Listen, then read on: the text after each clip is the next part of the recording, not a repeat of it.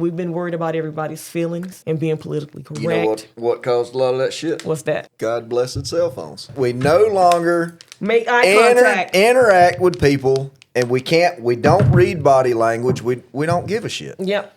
I don't know that I could blame it on cell phones though. I don't know what to blame it on. It's changed in everybody, not just in our. What I'm getting back to, it's not just in our trade. Mm-hmm. That's the reason this AI stuff's taking over, because you can't get a person to do it, so you got to create a robot to do it. Welcome to Downshift with my sis, Tonnika Haynes.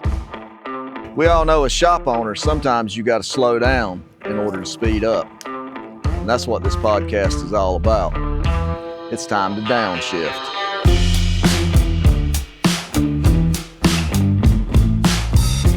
All right, I don't know what the hell I was thinking bringing the both of you guys on the podcast at the same time. I asked you last night. You sure about this? Oh, yeah. A lot of good reels. Oh, yeah. Yeah, okay. It's my two favorite bros. Two country boys. Two country boys that's doing it right, though. I don't care how much them city folks say they're doing it right. You guys are doing it right. And I look up to both of you guys. So here's the damn thing. I don't know who's going to get us in the most trouble, you or Zeb. Have y'all done a podcast together? Never. We ain't been together on one. Really? Nope. Yes. Nope. Yeah. That's how I got to know Benjie. I heard him on the podcast. I don't remember whose it was. Jeff's. Was it on Jeff? Jeff's. Mm-hmm. I said, I got to meet this fool. He's my kind of people. Yeah. And we've been friends ever since. Yep. That's when, I don't know what I heard you say, but I was like, that joker ain't got a lick of sense. I think if my daddy was a skinny white boy, he would be dead. He said some shit, and I was like, that's my dad. I was like, Dad, there's a guy, he got a big-ass shop, just like you got a big-ass shop, and he lives in his shop. And they was like, you live in the shop? I was like, he live in the shop. It's like, I got to meet him. Mm-hmm. And Jordan's like, yeah, he reminds me of granddaddy a whole lot with the stuff that you say. Mm-hmm. So that's that. What we're talking about today. It's my podcast. I should know, huh? We're going to give lessons on how to speak properly. Me and Zeb, we're gonna work on the King's We're gonna English. teach you how to do double negatives. That's right. Yep. You want to? Ain't no. And all these what do they call them when you put two words together? Can't think of it right now. The double. Is it it ain't conjunctions. It's what is it? Something like Conjunction, that. junction. Maybe that's what's your function? So it's gonna be an English class. Ain't, right. won't, weren't. All the good stuff. Won't. Mm-hmm. About to. Yont to. Yont to. Yont to. Give me one. Give me one from out in the Midwest. Out yonder. Out yonder. Nern. Absolutely. Not nam. Not a nary damn one of them. Yeah. Nary damn one. Yep. Yeah. Braxton is over there like he's cringing. Is it a portmanteau? Is that how you say it? No, I ain't never heard that word. When you put two words together? I don't think we don't call it that. No. That's what the internet said. You can put that encyclopedia up. We're gonna take shit ain't in there. Said. What's that? A compound word? Compound word. No, are you saying double entendre? That's not what that is. No. Y'all trying to get too fancy. We ain't that fancy. I went to college for a little bit. I said conjunction, and you said the actual word for it. No, conjunction, junction. I was just singing the damn part. She was singing the song from the elementary. PBS. Yeah, from the PBS. That's it. It's a conjunction. Yeah, that. That's what I'm going with. I don't know if that's the right word, but that's what we're using. Sounds good. All right, so I think I picked you guys because I was like, oh, Zeb. Brother keeps saying, oh, she won't even record with me. So Zeb did an intro for me and Braxton because I was like, I want these two to do my intro. And we're going to rotate them. But Zeb's intro... we're gonna do it. We're gonna do it live. Redo it here. We can redo it here. I don't know if I can do it again. It's one of them things you just get it and then you gotta hit it. It never works. You got it. It took me 3 or 4 times. Well, we can't say the bros and the hoes. We can't say bros and the hoes. That's the best part. What's wrong with that? I don't know. I was like, he was like for regular bros and for regular hoes. And I was like, yeah, that's it. That's what I know. And that's what it's like. It's for regular bros and for regular hoes. That's right. No, but I think you guys are important to sit here together because I think you're two powerhouses. And you know it. You know it. Oh, yeah. You don't take the credit for it. And I feel like when I'm listening to your stories that you have similar upbringings. Not like with the family, whatever, but I think you came up in the industry kind of the same. Yeah. Like you had a dream. Yep. You had a dream. And the way you've built your business and the way you've built your business, even though they're not the same, you have the same leadership style. He might cuss a little bit more and be a little bit more dramatic with it. You've toned it down just a little bit with your old age. I've toned it down quite a bit. Yeah. I have. But with that toning down's allowed me to expand that leadership a little bit more and get the hell out more. Yeah, because you're never at work. Nah. Now, this one won't sit down. No, I got to be there. Yeah. But okay, not to be nosy. I'm 49. I'll tell everybody that all day. Black don't crack. I know. That's right.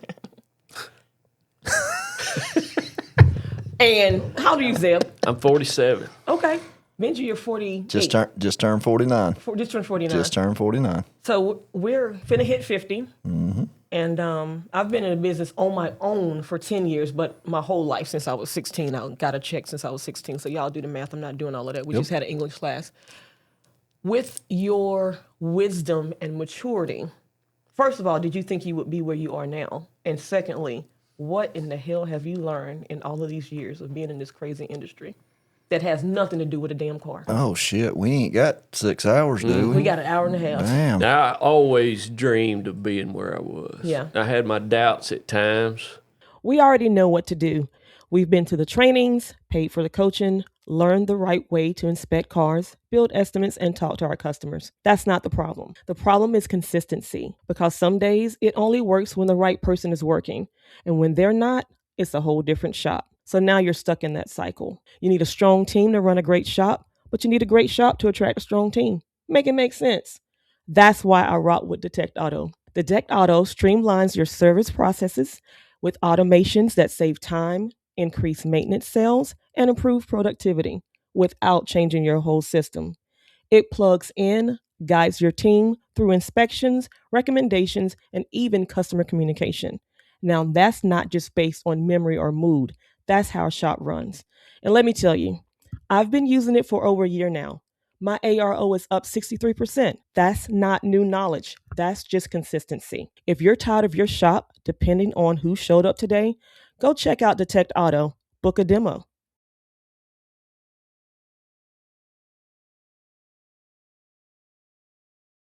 But I always dreamed of being where I am now. Like if you'd asked me, I entered the workforce at 14 years old. And at that time, I had my vision was to be exactly where I am now. Mm-hmm.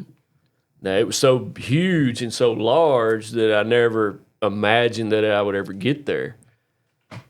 But now I probably passed my wildest dream that I had. Did you ever, when you thought you were not going to get there, did you dial it back at any time? I never dialed it back because I'm not a dialer backer, you know. Zeb turned it up more. He keeps taking it to the next level. There was times that I thought I might not make it, you know, what I wanted to be. At times I thought about reserving myself to whatever I was doing, but I never totally gave up on it, you know. I always had it in the back of my mind. Yeah. And I strayed. I mean, I didn't go straight here. I mean, I did carpenter work. I drove a skidder. I worked in the logwoods. I've done a little bit of everything. Mm-hmm.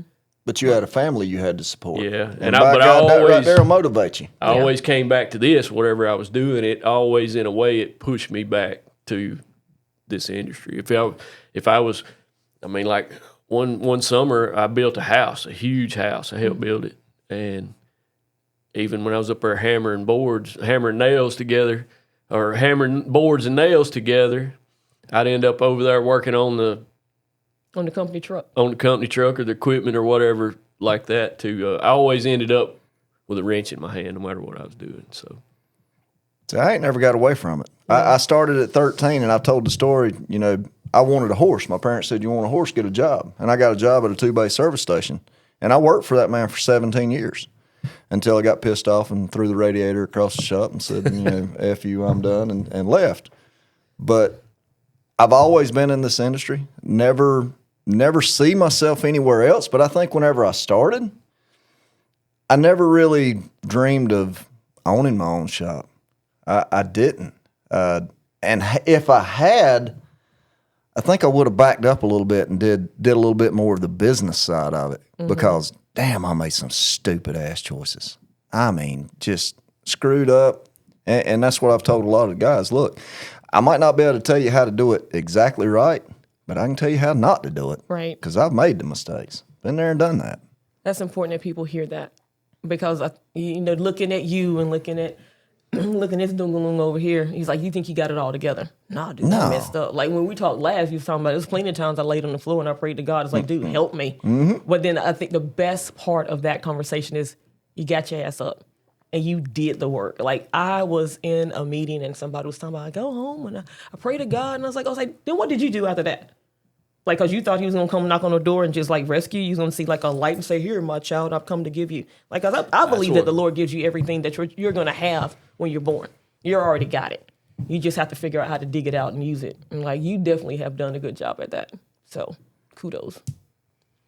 So, that guy that you worked from when you were 17, then you threw a radiator. Why? You an asshole, or he was an asshole? No. I distinctively remember what happened. It was an older Honda, and I was bolting the fans back on, and I put the wrong bolt in it, and I run the bolt through the radiator. And instead of defecting that radiator out, he had me take it back out and put some JB Weld on the bottom of it and put it back together. Let it set up, put it back together. Well, the next day it was leaking. And I told him, I said, all right, now we got to get a radiator for this thing. Well, if you wouldn't run a damn bolt through it, we wouldn't have this problem to start with. And it just hit me wrong. And I threw the radiator across the shop and told him to kiss my ass. And that was after I'd worked for him for 17 years. Now, in full disclosure, the man was more like a father than he was a boss. So, and I went back and later on went back and tried to work things out. To this day, we have a great relationship still because he's a half a mile from my shop. So he's still alive. Still, one of the biggest influences in my life was Avery Whitley. So, and you're talking about the guy in the junkyard was a big influence in your life as well. Yeah, he was the coolest sumbitch I ever met. I thought he was. How we got started with him, we get started racing dirt track cars, right? And at that time, you'd buy all your parts for your car. You didn't go buy a new engine. You go to the junkyard and find one. And so that was our junkyard guy, and we'd pull up there, and he had a race truck and a fast boat and all this, and I thought, man, this is the coolest guy I've ever met. And we made friends. We lived on a big ranch with a bunch of ponds on it, and I love bass fishing, of course. So me and him got to be friends. I was just a kid. He was probably in his 30s, and I was 14, 15 years old, and he would come go fishing with me on those ponds, and then he ended up giving me a job, and then I worked for him, and he was a big influence. I wanted to be just like him, and in ways now, I'm a lot like him, still to this day. Yeah, I think about when they talk about, people are talking about the technician shortage and this, that, and whatever, and listening to both of you, it sounds like you were built. Somebody built you guys to be a tech. You've got naturally born talent. I'm sure you've got naturally born talent. But they took the old man that you worked for 17 years and the guy from the junkyard, they pulled that stuff out of you. You've done a wonderful job in leadership and pulling great things out of people. And I'm pretty sure you do the same thing. Your method has changed quite a bit because you have really been focusing on the leadership. How does that change your business? How does that change you building the tech? Because you have a strong young staff. To start with, it changed me enough to where I had to back up and calm down. And I have gotten away from the do it as I say. I don't really give it. Do as I say. I've got away from that a whole lot. And I tell Cody all the time, I said, look, there's more than one way to get to the right answer. It don't have to be just exactly like you think it should be. You got to allow a little bit of freedom. Allow the guys to make mistakes. And that's something that we've talked about earlier today is, I've told all the guys in the shop, you won't never tear up as much shit as I have. You won't never break as much stuff. Now, some of them might take that as a challenge sometimes. So, you got to kind of watch that. But look, I got to where I'm at by screwing up and learning and doing it again. Like you were saying, you got to get back up. You got to keep going. So being able to back up and say, what would you do if I wasn't here? Cody Burris gets so damn mad at me. He'd call me, ask me this, ask me that. What would you do if I wasn't here? Yeah. Make a decision, son. Oh, that used to piss me off about Oh, that. my God. Absolutely. Just tell me. Yeah. But what good does that do? It doesn't. What good does that do? All that does is daddy syndrome. Yeah. I don't want to be that center cog of the wheel. Dude, fix it. Figure it out. As I tell my service advisors, and I'm not too many techs are going to come to me. I'm not a technical person, but I tell the service advisor, I want you to come to me if you have to, give me two answers to your question. I will help you go through those answers, but please don't use my brain to do your work, because then I'm just going to take some of your money out of your check. Like, if I got to do it for you, then I might as well do it myself. Why in the hell am I paying you? Exactly. That's kind of how I look at that. Yeah. But again, you got to go back and you got to give them a little bit of rope, and sometimes it's enough rope to hang themselves. Mm-hmm. But by God, they're going to learn from it. Right. So I found out this morning we just bought a tire a little bit ago. Yeah. We were doing some TPMS sensors, and that brand new Hunter tire changer just ripped the sidewall out of a tire. I'm glad I'm not the only one that's ever done that. Hey man, but you know what? He won't do it again. Yeah, he won't do it again. Yeah. And then you going to him and fussing at him and just going What ham on him, what does it do? What He's already, if he's a good man, he's a good technician, and he loves what he does, he's already punished himself enough. I guarantee you cannot. He's playing that over and over in his head, Mm-hmm. and he will not do it again. Mm-hmm. So you going back there to tell him, boy, you did this, that, whatever. What's the point? Yep. So I'll say all of that to say that I have learned in the last couple of years with coaching and different training and podcasts that leadership is the key. You said it best. We were talking about a trouble employee that I had a couple days ago. You know what? The best thing about the business is the people. The worst thing about the business is the people. Mm-hmm. You can't say it any simpler. Yeah. Yeah. So I want to commend you or your staff when we were at the shop, how everybody gave you your roses right there in front of you. That had to feel, I mean, what does that feel like? I tell you, it makes you proud. It really does. But I love my guys. Yeah. I mean, I love my guys, and not just as technicians, as humans. And I want to see all of them be better. I want to see them be a better technician or a better advisor. But more than that, I want to see them be a better father, a better husband, better communicator. Mm-hmm. Josh Parnell's class with the communication, that's something that we've turned the whole shop onto, and the guys love it. Yeah. Being able to ask those questions and back up and help me understand, that is huge right there. Help me understand. Now I have put my own spin on that. I've had a couple of pretty tough conversations with help me understand what you were thinking. Right. Been there, done that. But still, you got to kind of back up just a little bit and really make them think more. Allow them to think more. Mm-hmm. That's something I struggle with. That's probably my biggest thing is being able to let go. I still try to do all of it. I still try to knock them out of the way, let me do it. And that hurts their confidence. It's hard for me to build I haven't figured out how to build their confidence like I really need to. Because that's not the way I did it. Yep. When I came up, I was the one coming up, knocking the boss out of the way, get out of the way, let me do it.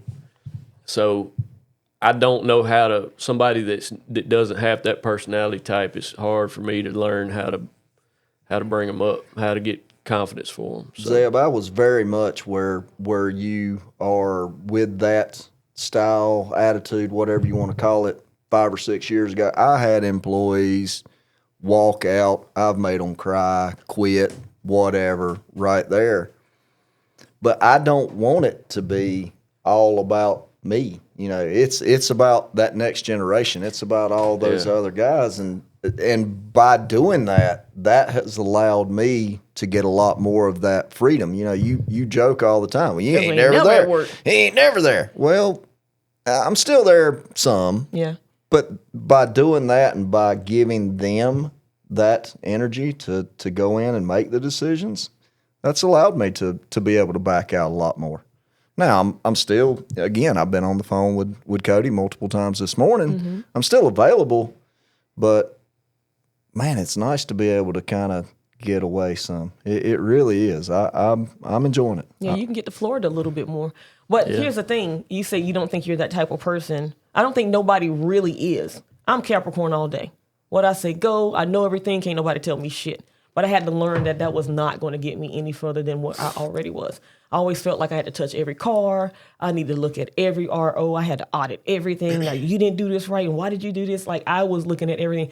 I find that I do not look at much more than the KPIs and make sure everything is on track.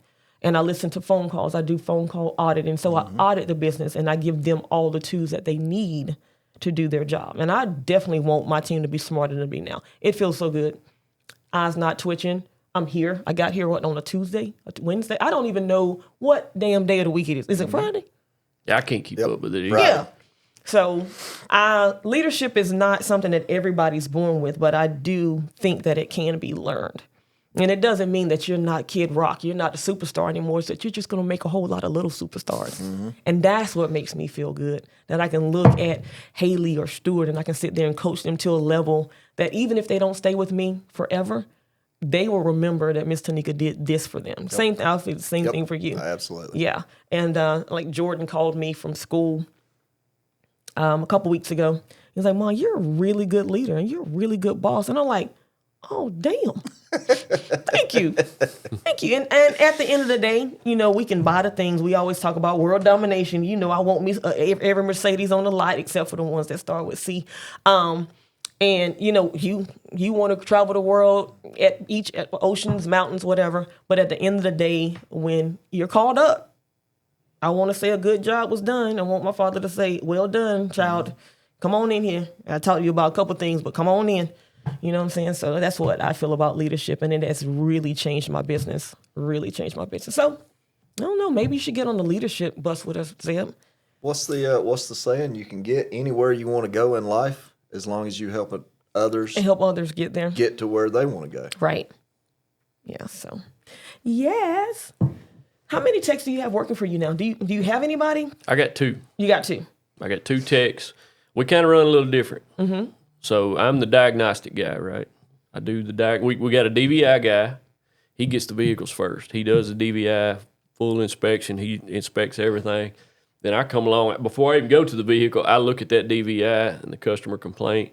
Then I got a pretty good idea which direction I need to go. I do the diagnostic, figure out what needs to be done to it. Then I got the 2 animals, I call them, my son and Kyle. Kyle's been with me since 2018. Of course, my son's been with me since he was 3 years old. He's been working in that shop. So for the nuts and bolts, part replacement, it goes to the animals. And, man, I'm telling you, they can put out the work because they don't do anything but the nuts and bolts, like replace the transmission, replace the ball joints, replace the engine, replace the fuel system. Now, Kyle's coming along. He's starting to do some diagnostics. He's helping me with diagnostics, and he's getting better at that. My son, he can do some, but he's still young, though. He's 22, so he's still all about physical strength and stamina. So nuts and bolts is still his thing. Mm-hmm. How old is Kyle? Kyle is 20. Upper 20s?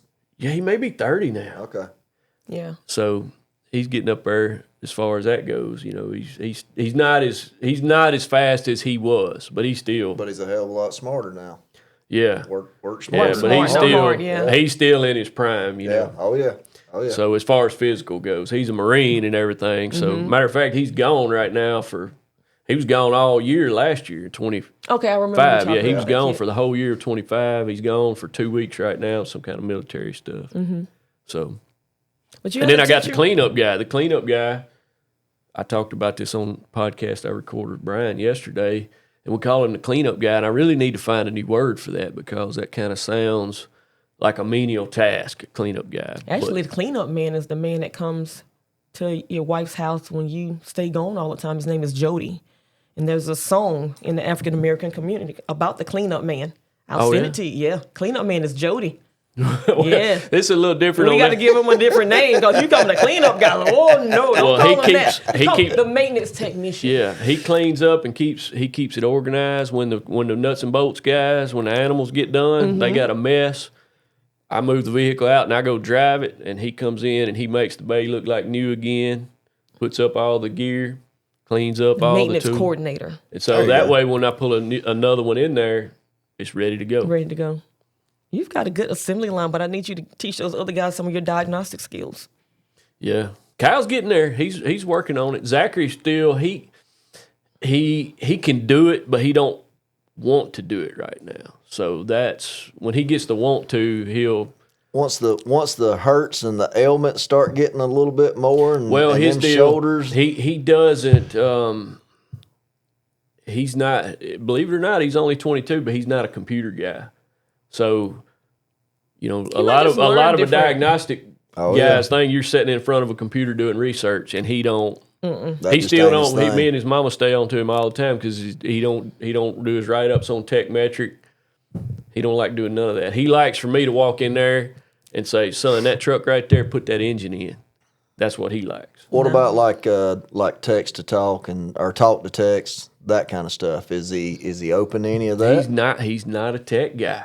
Like, he's got to learn to lead, though. I know it. And that's what I told him. I said, "Son, it's all gonna be yours one day. You need to start working on this." And I'm hoping it'll come to him. It's got to. Well, you might have to do some dad work and just force it on him because I was forced to talk. Yeah. I'm not, believe it or not, I am not a talker. Well, now he likes to talk. But that's the thing that would make me uncomfortable. So if the tech stuff makes him uncomfortable as far as the computer, you're going to have to force him to be uncomfortable. Zeb, you know what I did? Get a brace or something, say my wrist don't work.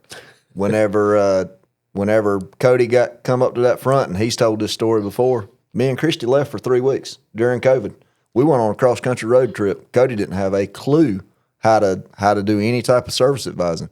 But he kept coming out of that shop, helping the lady up front. Yeah. And he got to the point, he's like, all right, well, if I can sell X amount, he set a goal with himself. If I can sell this amount, then I'm going home, I'm going to Dad's house, and I'm going to pull out one of his polos, and I'm going to wear a polo for the rest of the week. Sure enough, he did. Yeah. He hit his goal, and Cody's been in that front office ever since.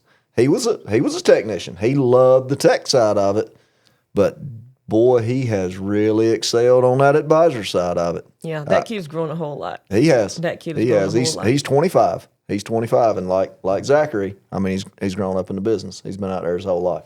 So Dad did the same thing to me. He just left. 16, the summer of 16, he was gone. He was on vacation, and I was gonna sink or swim. But he already knew. Like, you already know that he can do it. And I tell people he already knew that I could do it. It's like the whole wax on, wax off crap. Mm-hmm. I've said it a million times. I know it's going to get redundant, but I mean, you know what he can do, and you know that he's not going to fail your business. But you just have to get him out of his comfort zone, and that's a lot of things with young techs. That's the thing. I think a lot of shop owners are not prepared to be the leader and the teacher. They just want to go in there and just do it. Just do it. It's like learning to teach somebody is so difficult. Just like when the boys start doing Common Core math homework. Oh yeah. Oh my God! I'm just like I don't want to learn nothing else. Is Jimmy have 3 apples? But I mean, it's your duty as a business owner if we want to bring young people in the industry, and we need to because they're the ones that have the brain capacity to learn all this new technology and all the things that are going on with these big ass computers with wheels on them. We're going to have to learn how to be uncles and aunties and coaches and leaders.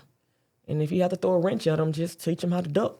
I'll tell you something that just happened to me the other day, and you talk about a proud moment. So I was asked to speak in an advisory board for apprenticeships right there in Albemarle. And Ethan, my apprentice, he was asked to speak as well. Ethan don't do crowds. Yeah. He don't like being front and center. All the time, yeah. Yeah. But when me and him were talking about it on the ride up, I said, so how'd that get you into this? He said, I'll be completely honest with you. He said, I can't stand talking in front of people. And I know this is the only way I'm going to get better at it, is I'm going to have to talk in front of people. Yeah. So he had made out his speech, and he was ready to go up there, and he knocked it out of the park. Getting comfortable, being uncomfortable. Exactly. That's where your growth is. Mm-hmm. Like, I'm not a talker, and when Braxton kept pushing me to do the podcast, it's like, I'm going to do it. I don't know what I'm doing. It's like, oh, Miss Tonnika, you doing? Oh, my God. But then I started doing a lipstick report, just putting stuff on Facebook, so I can stand and hear myself talk. It's like, oh, I don't sound like everybody else. And then it's like, you shouldn't sound like everybody else. You're not everybody else. I'm not everybody else. There you go. I went through that for a while. It's been a long time. I didn't like the sound of my voice on camera. Right. So now I'm the opposite of that. If I'm on a podcast, I listen to it. Good to go. I listen to it 3 or 4 times. I'm going to listen to myself. I do. Sound like cornbread in the background. It sound like cornbread in the background. It's all good. It's all good. It's you because we're unique, right? Yep. Why do you two think that we do not have enough young people coming into the industry? And I think it's more than just the old mean people saying, oh, it's bad, you should never do this, blah, blah, blah.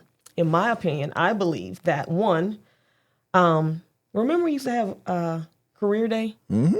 There's no career day. And I also believe that the parents do not respect the industry until their shit breaks down. I don't think it's not just our industry. It's any trades. Any I trade think, or blue. Yeah. I think we failed as first we fail as parents because it starts at home. I don't give a damn what they say. It starts at home, but then the school systems have failed as well. And I think that, I know for us at our age in the automotive industry, if you were, causing troubles or whatever in school, you were pushed towards those trades. That's where they pushed you towards.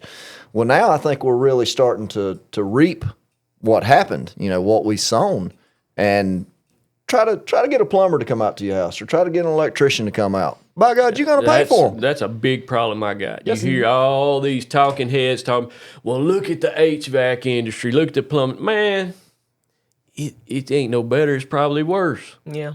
They just got a little bit You more can't get your air regulation. conditioner fixed. Nope. You can't get your plumbing fixed. They just replace it. Me and Benjie know we end up having to do it ourselves. Uh-huh. You can't do it right. So it's not just our industry. It's all And trades. I don't think it's just the trades either. It's hard to find anybody to do a good job doing anything. Taking agree pride. with you. Taking pride in your work. Yeah. And that's something that I don't know. Do we take pride in what we do anymore?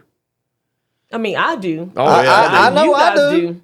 But it's as very rare. as a whole, because dude, I had a HVAC company come out the other day. I got a geothermal in my house.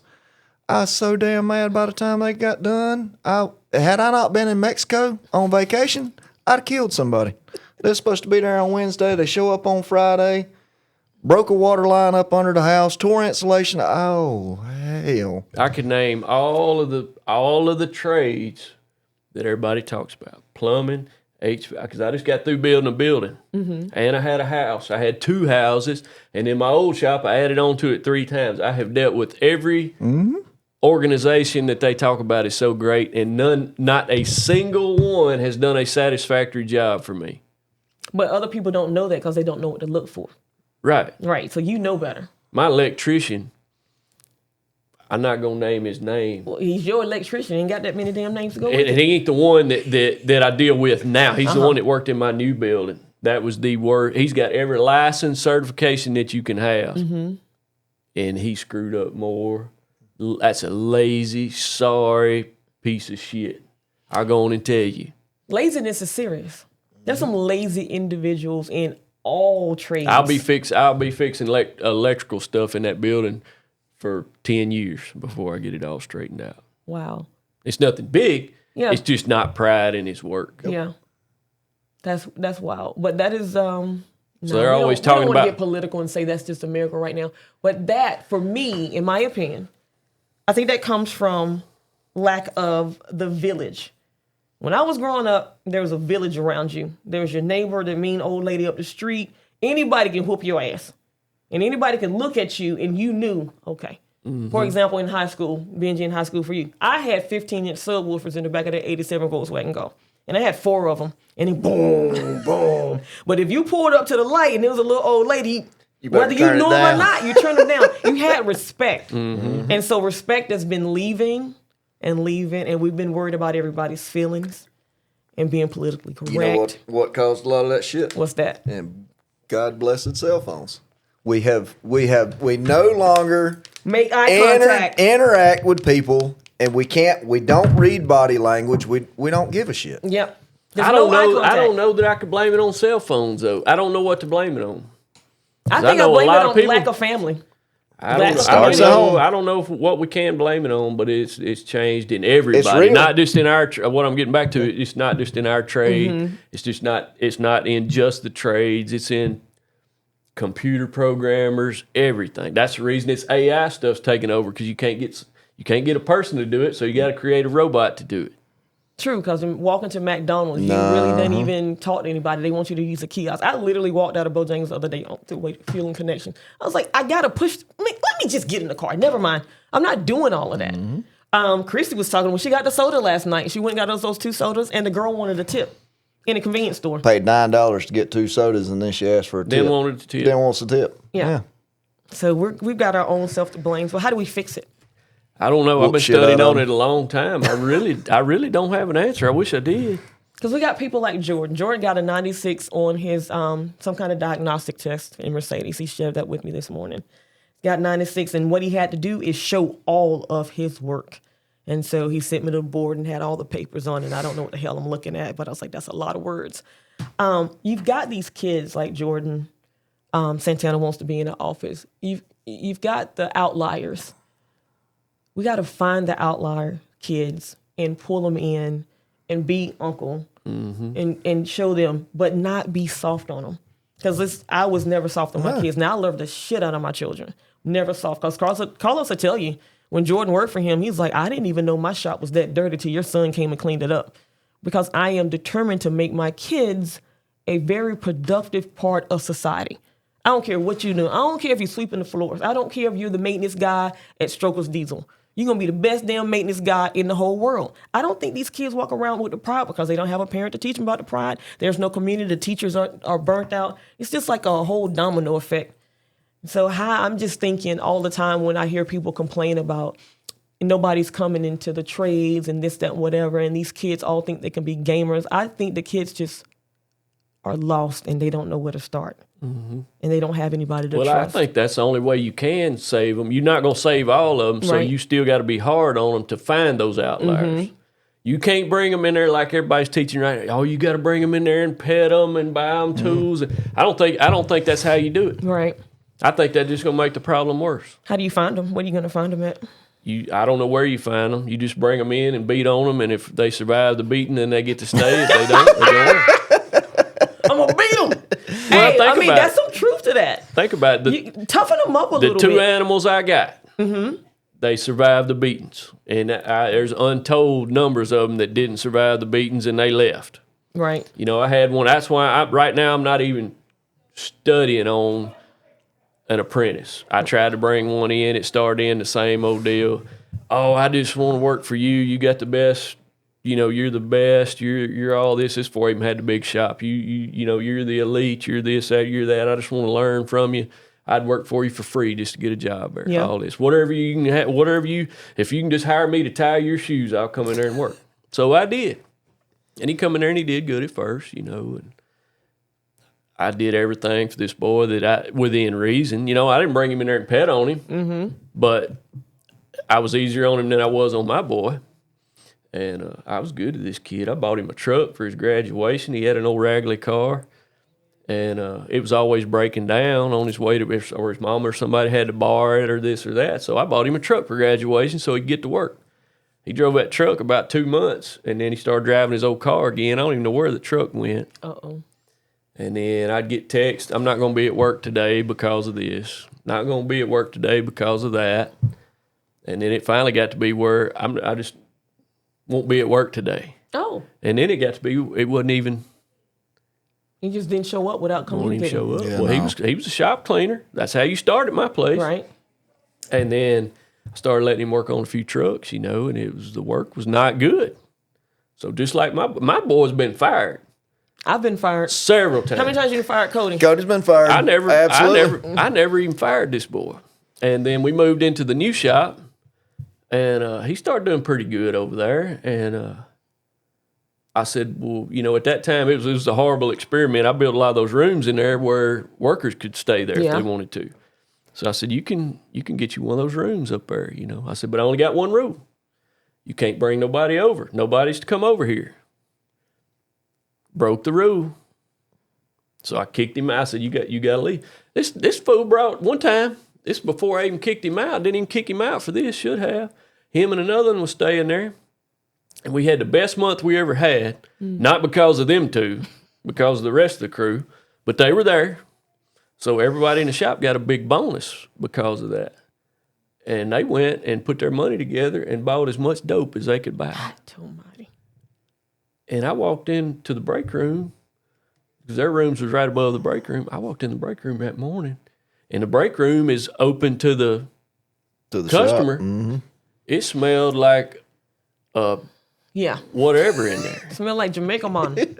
And I thought it was the other one. Now, the other one took the fall for him. I said, get this out of my house right now. Right.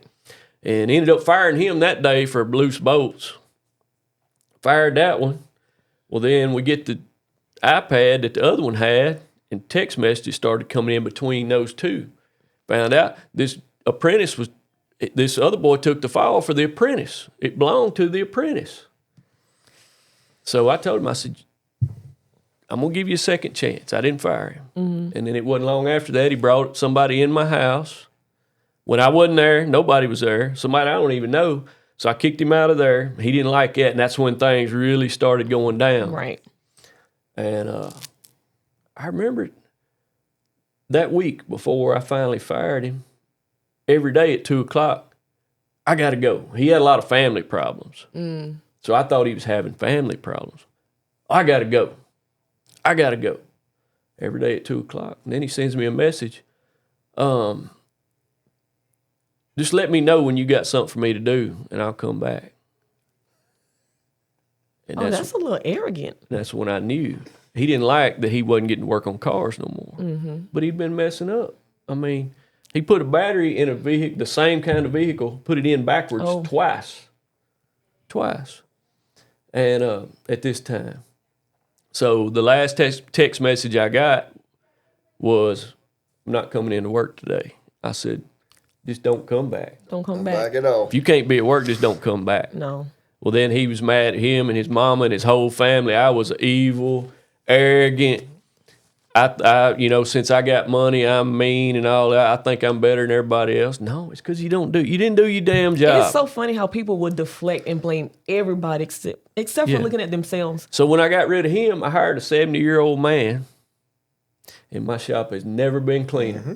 And I'm mad when this podcast airs, if any of them listen to it, I'm mad it's going to be a bunch of hate mail come out. Because I made a post one day when the 70-year-old man got sick and he couldn't come to work. I had to hire somebody new. Oh, yeah. I said, I want somebody older because I'm done with the apprentices for a while. Right. I got to have a break. And they saw it, and then they were saying it was bad leadership and all this. But no, well, actually, I had the second episode with Jeff, Jada Mechanic. We're talking about technicians taking accountability for some of their issues. Like, you are not right. Yes. Oh, shop owners are not getting all the money that you think that we're getting. Like, chill out. But people that just cannot look at themselves and say, okay, am I the problem? In my business here lately with leadership, my focus is, okay, let me work on me. Am I communicating effectively? Am I giving the tools that they need? Let me make sure I check myself first. I'm not going to go in the shop and like, oh, whoop, you just that, whatever. All right, do they have everything that they need? Then I can go cuss you out.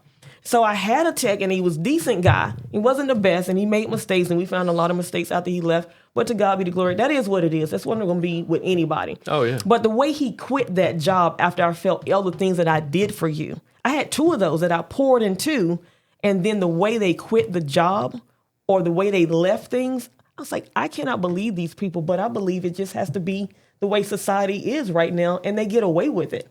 And so actually after that podcast, I didn't realize it was him, and I'm sure something's going to come up after this airs.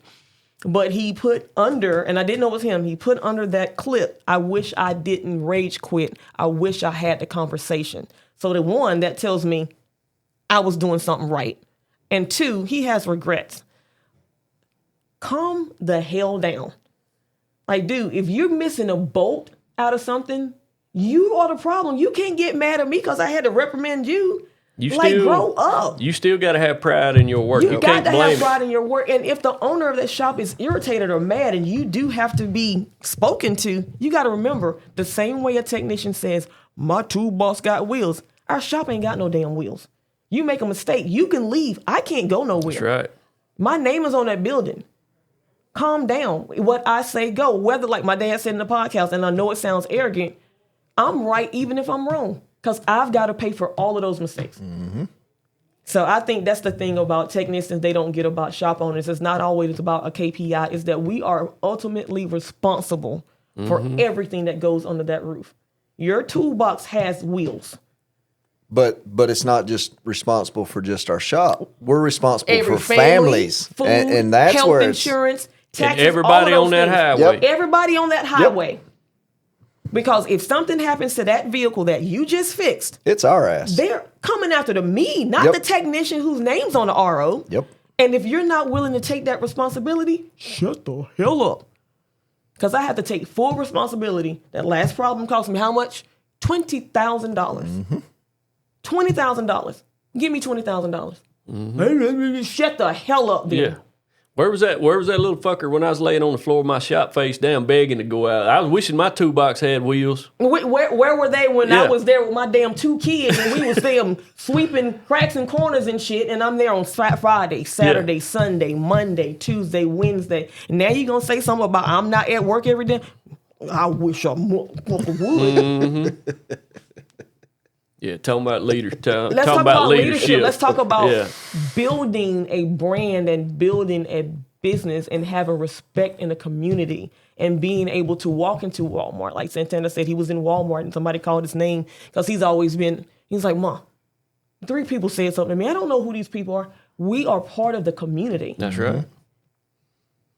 You can't be sitting here messing up stuff. They're not looking for you. They're looking for Benjie Antonio Burris. That is not his middle name. It's like Lamont or Lorenzo or something. I don't know. But they're not looking for you. So if we all work together, you let me lead. You let me lead the best way I can, and I will continue to work on myself. I need you to wrench the best way you can, and you continue to work on yourself. But you are not the end-all, be-all. And there's always something to learn. I've got shit to learn. You still in classes? Learning every day. Every single day. Some podcast, some book, or what, every single day, technicians need to take responsibility and learn themselves. And here's another thing. Left vision. And I'm going to get in trouble for this. Say whatever you want to say. I don't care. Find me. Left vision, and I'm looking at people reading, complaining about training. Oh, this was the same class. This is the same class. This is stupid. This is the same class. And I'm sitting there in the hallways during class time watching these young whippersnappers sit outside of the class playing on their phone. Mm-hmm. They're not even going in class. They're watching TikToks. Let me tell you the maddest I ever got about something like that, and it didn't even have nothing to do with me. Yep. We got our local training classes that we have that come through every 6 months. And it's what brought me up. When I started going to those, that's what brought me up. It really is. I wouldn't be where I am without those. And we got a dealership there in town, local dealership. And I used to work there back when I was a teenager and worked for the man that what owns it. He's a good man. And he was paying these guys to come to class. He paid for the class, and I'm pretty sure he was paying them to be there. I'll tell you what these sumbitches did. They come in there. We had food. Mm-hmm. They come in there, got their food, and ate. Come in there and sat down in class till we took the roster? The roster. Them some bitches got up and walked out. No. You know what I'd done if I found that out? I'd have fired every one of their asses. I wouldn't care if I didn't have nobody working in the shop. I'd went back there myself and done it. And that's what I love about you guys. That's some shit my dad would do. And I saw them bastards do that, and I said, if one of them some bitches ever come in my shop looking for a job, I'd never forget this day. I don't care how good they are. What's the difference in that and sitting right here in a class right here at Tools playing on their phone the whole time? Paying no attention at all. And I'm sitting there and you are in the front of the class. Gagne, his name is Gagne, not Gaines. Tell Chris he does not know how to say his last name. I said so. You guys are sitting in the front of the class. I'm going to sit in the front.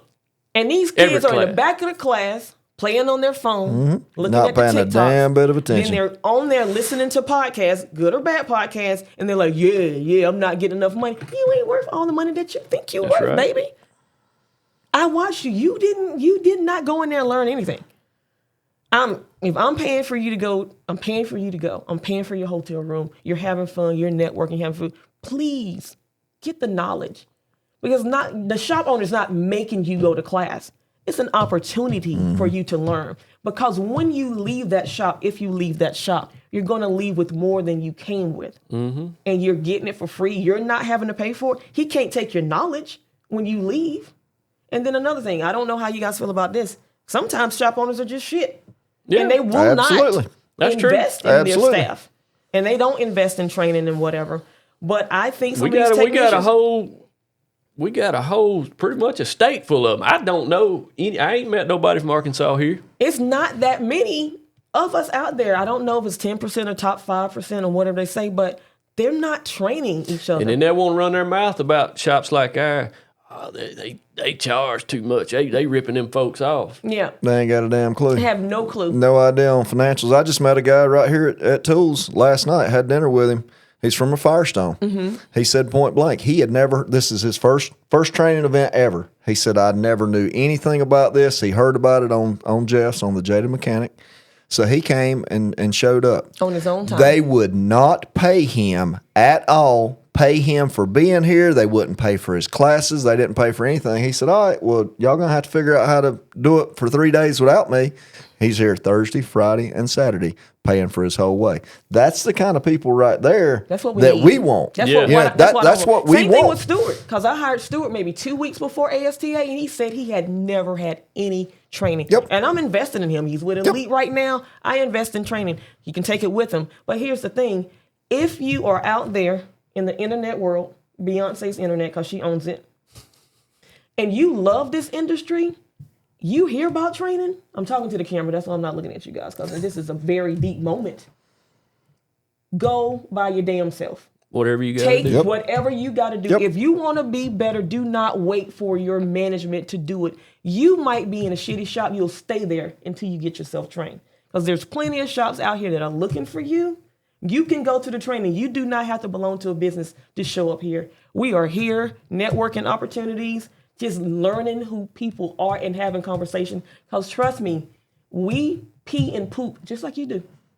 It's nothing special about us. It's just that we trusted the process and we did the work. Didn't nobody pay for our training. We had to come. We had decided to do it for ourselves. Yep. We didn't have nobody paying for it. To one more on that too. If you come to these trainings, come out of your shell a little Come out bit. your shell. Go up and talk to somebody. Please do. And it's very intimidating for a lot of people, and I get that. Yeah. But damn it, that's where the magic really Listen happens. to us talk. Yeah. Ain't nothing special Come, about come it. sit down and join us. Yeah, You don't even have to say nothing. Just walk up. You see a group of them, just walk Just up and go stand there. We ain't going to can't run remember y'all. nobody no way. So No.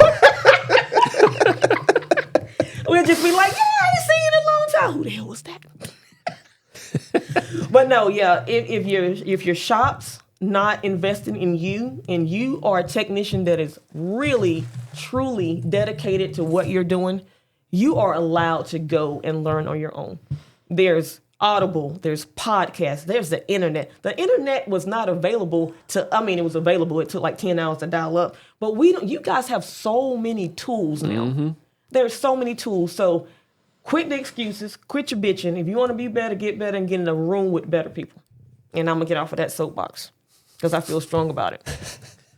That's true. We had another shop up the street. We had our little training class. That's when you see the true colors. Mm. You see it in those training classes. And we had a class in this shop. He had only been open a little while, but he'd been around. I've been knowing him my whole life. The guy that owns that shop. He come in there, and I could hear him in the back of the class. He said, "I don't really need this." He brought all of his techs. He had 2 or 3 of them. He said, "I don't really need this. I know what's wrong with the car when it rolls in." Okay. So I knew how it was. So he come to that. There was 2 nights of it. He came that. Well, 6 months later, when it rolled around, he didn't come, but one of his techs did. I said, "Where's your boss man?" He said, he didn't come.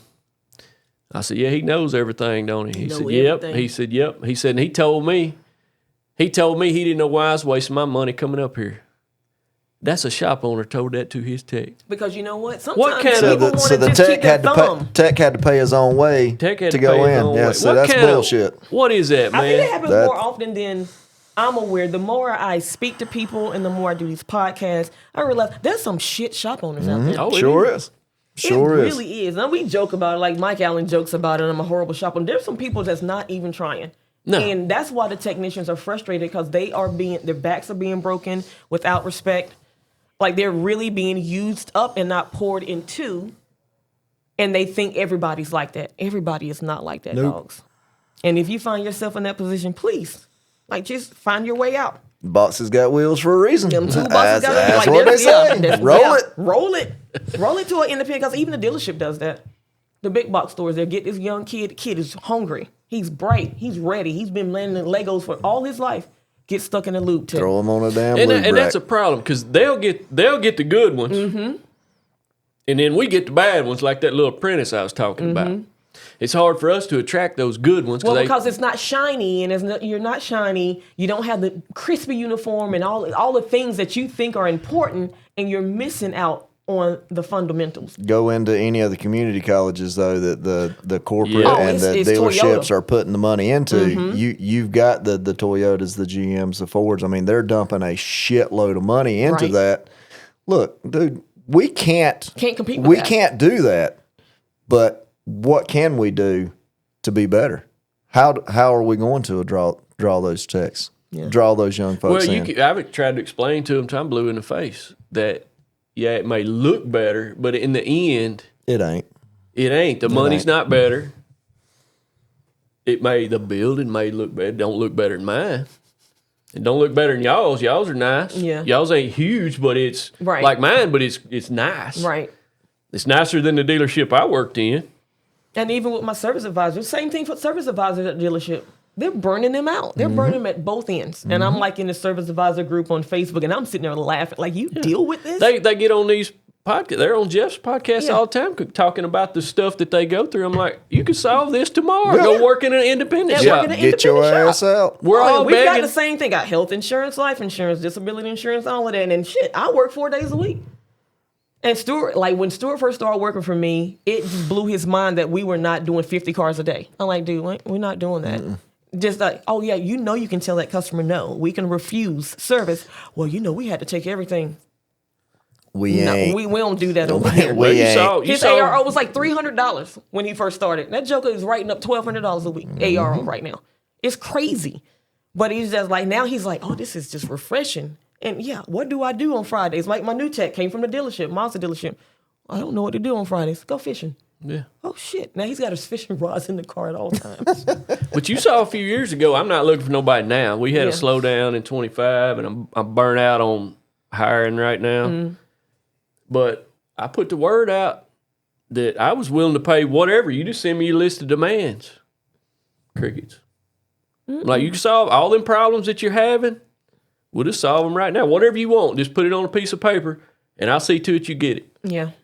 I don't know if they thought I was. was lying. I don't think they thought I was lying. I think that took all the excuses away. Like, they come in there, they Then come you in gotta my really show shop, me what you're working with. They talking about how good they are and everything. When we took all the excuses away, if they couldn't come in there and perform, they didn't have nothing to blame it on. I think that's a lot of it. They use that dealership as a crutch. But you know what? And because you're only working on the same problems all the time. Mm-hmm. But here's the thing. If you came from a Toyota dealership and you're used to just doing this all the time and you get really good at it, you're going to get bored with that. Are you not going to get bored with that? Oh, I know I am. So if you go up into Benjie's shop and you're working on everything, every make, model, every year, that's going to call you up. That's going to give you a chance to increase your skills. Like if you a real tech, man or woman, I would think you would want a challenge. Like, you never did this shit before. What is this? Well, they ain't got Let no me figure it excuses. out. If Benjie's well known in the industry, right? Right. If they go in there and don't make it, the whole world's gonna see it, and then they don't have an excuse. They can't say, "Well, Well, he Benjie, didn't pay me enough. He worked me too hard. He paid me on flat rate, and I didn't make no money." There won't be no excuses. The only excuse if he don't make it at Benjie's is him. So and they're I just think hiding under the rock at the dealership. I think that scares them. I think that's why a lot of them stay there. They're lying on their tallywackles. Yep. Do you know how I got the last tech, Isaac? Isaac's like 20, he's 22, 23, right in there, young. Came from Honda. All of them are young. None of them are over 30, are they? Well, no, I got one that's 40, I got one that's 30, and then the other one's is 20, Isaac's 22, 23, somewhere right in there. Okay. And then Ethan just turned 18 yesterday. But Isaac came to us because we were going to some training, the whole shop, any kind of training the guys want to do, whether it's at CPCC, whether it's ASTA, whatever. So the whole shop, we were at some training at our local community college. He came to me, he said, I want to be a part of that. He said, I want to learn different vehicles. I'm pretty good on Hondas now and again. He is. He was really good on Hondas, but he's like, so when we started talking about realistic numbers, he said, I can turn 40 hours. I'll be able to turn 40 hours. And I laughed at him. I said, I'm sorry, but you're not going to turn 40 hours. You're not even going to be close. I think I can. I think I can. You're working on the same make, same model over and over and over. Assembly line. We're going to throw you on a P-Series van. You're going to be working on an F-150, and the next day you might be on an Avalon, the next day, whatever. Man, he come in. and he got his ass handed to him. Good. He did, and I mean, it took the wind out of his sails. But my God, to see the growth in this young man now, he's been with us for over a year now, and I mean, when he walks in, he lights up a room. He really does. He does. He's a different kid than he was that I met last year at the Summer Social. He is an awesome young man. Awesome young man. But that's the kind of people that we want to attract into our shops. The ones that want to learn and are willing to go out of their way. Right. And again, he came to us. You know, we weren't even hiring at the time. I think that's how you got to do it. I think you got to let them come to you, and then you got to beat on them, and pound on them, and whoop on them. And if they survive all that, then they can stay. They ready to roll. I done figured out just patting on them and all that. Now I got one I've been beating on for over a year and a half, and I'm just watching him grow. He still gets on my nerves, and I let him know daily, you know, you worrying the shit out of me. And but the same thing, it can go opposite way. I had one that I invested in, and you know, he came in with a bad situation, helped him as much as I could. Housing, food, everything, as much as I could. But week before ASTA, it's time for training. We're getting ready to go there, and he's sliding down a little bit. I can't find nobody to watch my dog. You can find somebody to watch your dog when you go to the club and you're at the bar. Yeah. We're not going that far. We're going the next city over. You can always get home to the dog. Who watches the dog in the daytime? Like, you're getting paid for the training. It's an opportunity for you to learn more, something that I can't take from you. Then your favorite person, I believe it was Mr. Subaru, was going to be there. And you don't want to go to training? Yeah. So that Monday I fired him. Yeah, I don't blame you. I'm done. I can't want it more than you. But if I find somebody that's hungry, by God, I'm going to feed you. What you want to learn next? You want to do that training? Let's do it. Let's do it. Because it's going to pay me in dividends, and it's going to make you a better person.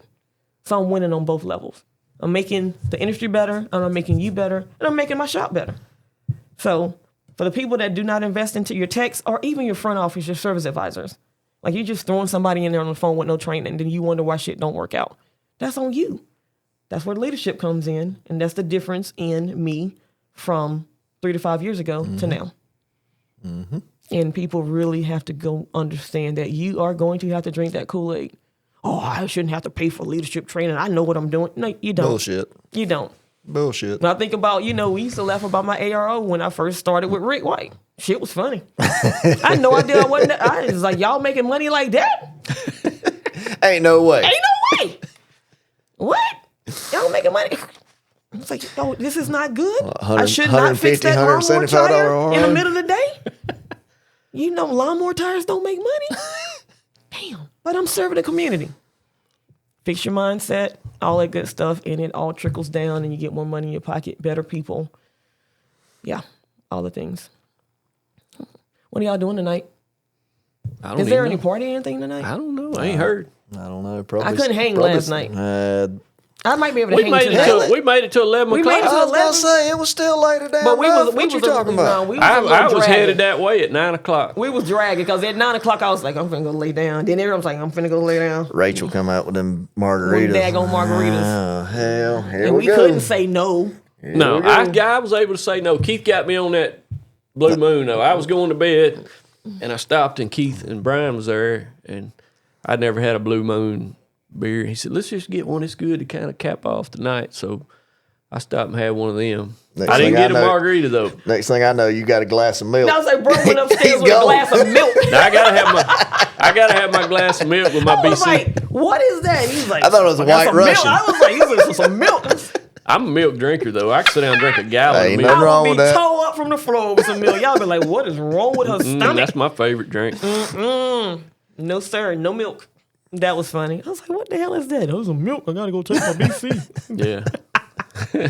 Well, if nobody has ever told you, I'm going to tell you that you guys are making a big difference in the industry, whether you like it or not. And you are responsible for so many people looking up to you, whether you like it or not. You are a leader. Oh, I like it. You like it? I like it. Yeah. And I like that you're not always trying to be on your best behavior. I like that you guys are leading by example. This is what I did. This is who I am. I've come from this. Now I have this. And you, too, will be a part of the crew. So I like that young people can see you guys in that light. Own it. So don't change it. Just own it. Don't change who you are. I know you're not. But if at any point in your life you're like, you know what, let me change this up a little bit. Please don't. Because we need Not you me. just the way you are. I'm going to be me no matter what. We know. And not everybody going to like it, and that's fine. That's I all don't right. want That's everybody to like That's it. all right. That's fine. That is fine. I heard some rumors this morning. I think we're gonna have Christy up here teaching for long. Really? I think she'll do great. I think Christy's gonna be teaching some. What do you think her really subject do. would be? I don't know if I'm supposed to say or not, Okay. but it's gonna be something towards helping technicians and advisors and owners be better. If we can get that communication, Yeah. it's just a communication. The service advisors want to blame the techs. The techs want to blame the service advisors. No, it's not like that. Like I said, even with me, what I'm going to do is like, okay, there's something wrong in the shop. First, let me check myself. You know, like, is it me? And it's like, okay, they got the tools, they got the software. I think I'm communicating. I'm going to communicate via text, email, and whatever, one-on-ones, distant, whatever. All right, so this is looking pretty good. I don't think it's me. All right, what's the next thing? And it's not a blame game. It's just trying to figure out, you're just trying to diagnose your shop. You're going to go through the flow chart or whatever. I'm not a diagnostician. I don't know what the hell y'all do. But I tell you what, it's not one fault. So I think communication between the front office and the back office, that will be a cool class. I think she can teach that pretty good. I think communication is probably the biggest problem in most shops. Yeah. I think it goes back to communication. It's Whether not it's a front of team. house, back of house, whatever. I think it's always 95% of the problem that I see, Mm-hmm. and even with our shop, communication, Yep. back and forth between front and back. It's tough. And instead It's of tough. picking up the slack, oh, there, you did this and you did that. It's like, oh, you dropped the ball on that. But why am I going to throw you under the bus because you dropped the ball? How many balls have you dropped? Yeah. Like, working together to get it done for the greater good. Let's We have to fix learn it. how to do that. Let's Let's fix it. fix it and go on. Let's fix it and go on. All right. Well, I'm finna head downstairs. I am so glad that you guys decided to come on with me. Thank you for having My us. two favorites. Appreciate it. I don't even know what we talked about the whole time. I don't know what this episode is going to be named. I do not have an agenda when I do this, and I love it. I love that about it. The assholes and the queen bee. Yes. Say something. They'll fight you. Oh, hey. Did you like that episode? You ready for the next one? Click here. And if you want to be a part of my cool auntie tribe, the Downshift crew, make sure you subscribe right there. Remember, The Downshift is a podcast where we talk about slowing down to speed up. Please like and follow, and we'll see you next time.